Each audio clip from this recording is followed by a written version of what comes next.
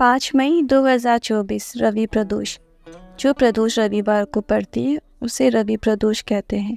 और इस दिन अगर आपके व्यापार से लेकर कोई संबंधित कोई परेशानी है, व्यापार नहीं चल रहा या कोई धन लेकर चला गया, आपके धन रिटर्न नहीं कर रहा, वापस नहीं दे रहा है, आपने बहुत बार कह दिया, फ़ोन कर लिया पर वो दे ही नहीं रहा, या कोई भी आपको धन संबंधी से रिलेटेड कोई भी समस्या है, व्यापार से लेके कोई भी समस्या है, यहाँ तक कि आपने व्यापार बदल कर देख लिया पर व्यापार चल ही नहीं रहा, तो ये वीडियो आप ही के लिए है।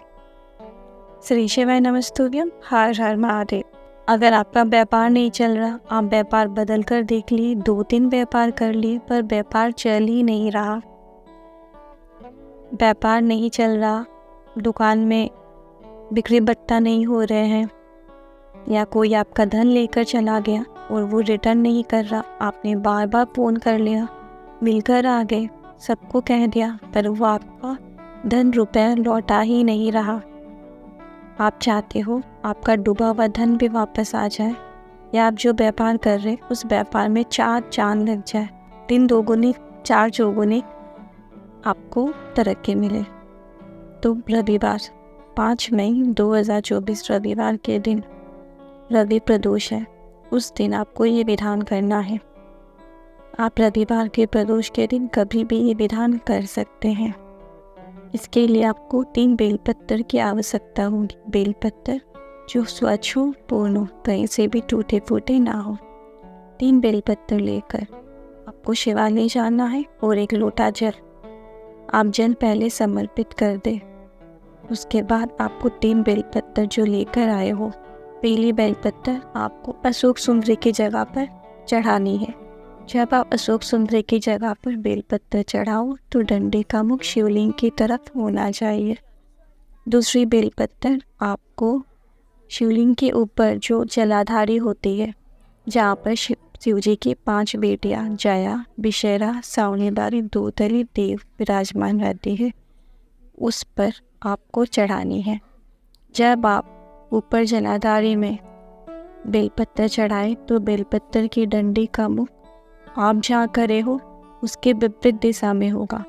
अगर आप दक्षिण में खड़े हो तो बेलपत्र की डंडी का मुख उत्तर की तरफ होगा।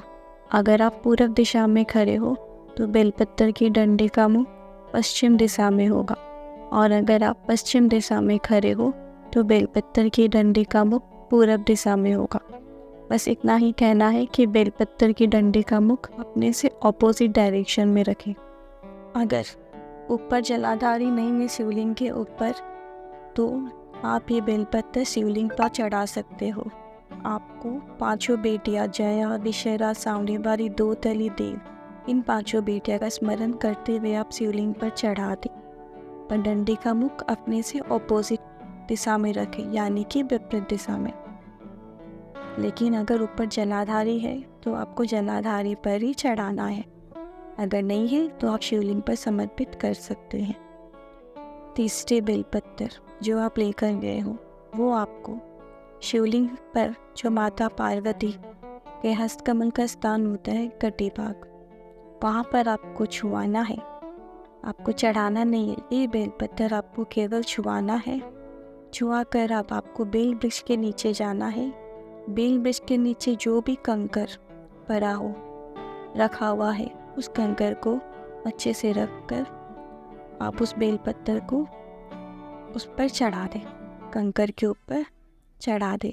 जब चढ़ाए तो बेलपत्र की डंडी का मुख जड़ की तरफ होगा।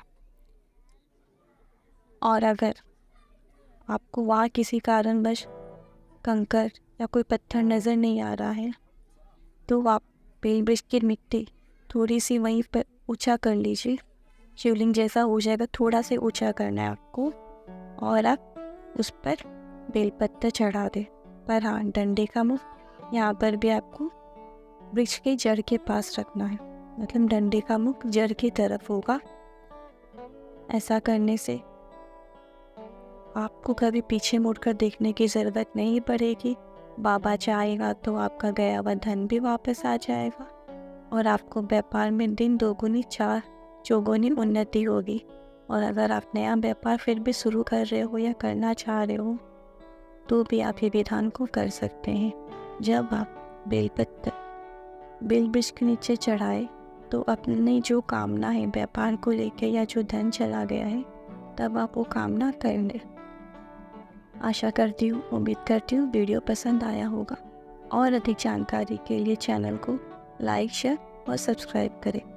फिर मिलती हूँ नए वीडियो के साथ। तब तक के लिए श्री शिवाय नमस्तुभ्यं। हर हर महादेव।